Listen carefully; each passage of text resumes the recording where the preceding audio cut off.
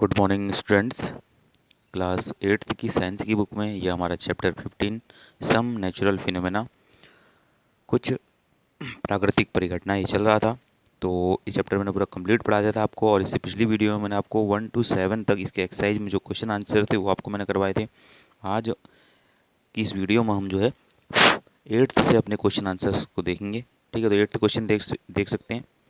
Explain why a charge balloon is repealed by another charged balloon, कि क्यों जो है एक आवेशित गुब्बारा दूसरे आवेशित गुब्बारे से प्रतिकर्षित होता है, जबकि un uncharged balloon is attracted by another charged balloon, जबकि एक अनावेशित गुब्बारा एक आवेशित गुब्बारे के साथ आकर्षित होता है। ऐसा क्यों होता है?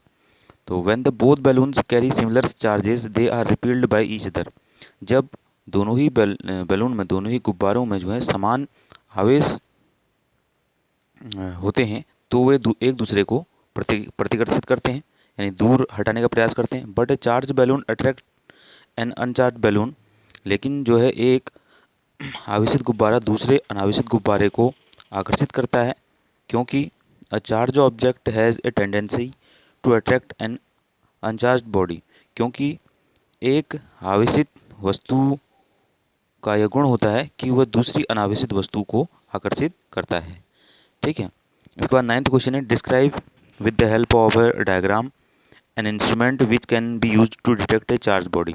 तो आवेश को जांचने के लिए जो यंत्र होता है उसका वर्णन करना है, और चित्र के साथ साथ।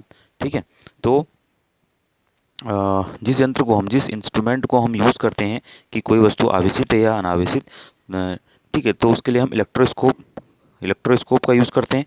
ठीक है,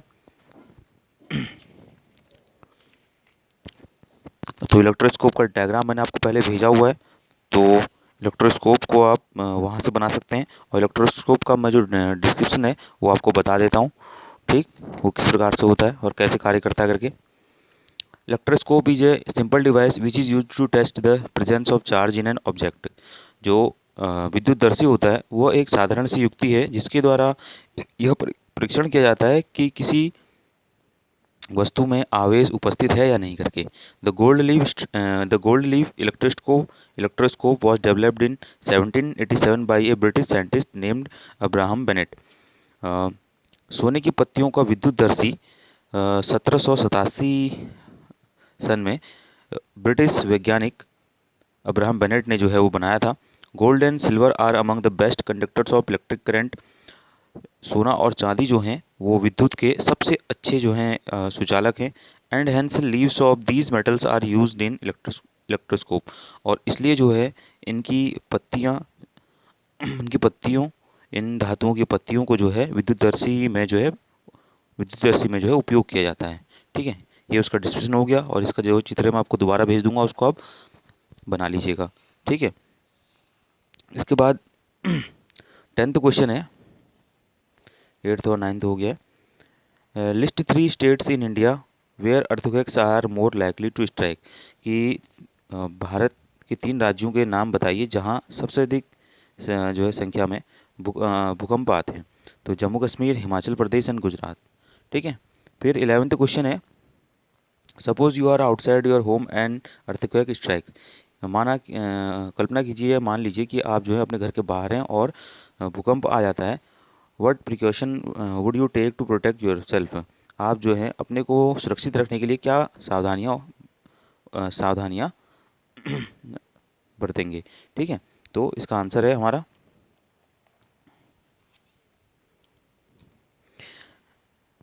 if you are out in open and an earthquake strikes we can take following precaution। यदि हम घर से बाहर खुले स्थान पर हैं और भूकंप आ जाता है तो हमको निम्नलिखित सावधानियां बरतनी चाहिए। पहला, try to move away from buildings and other structures.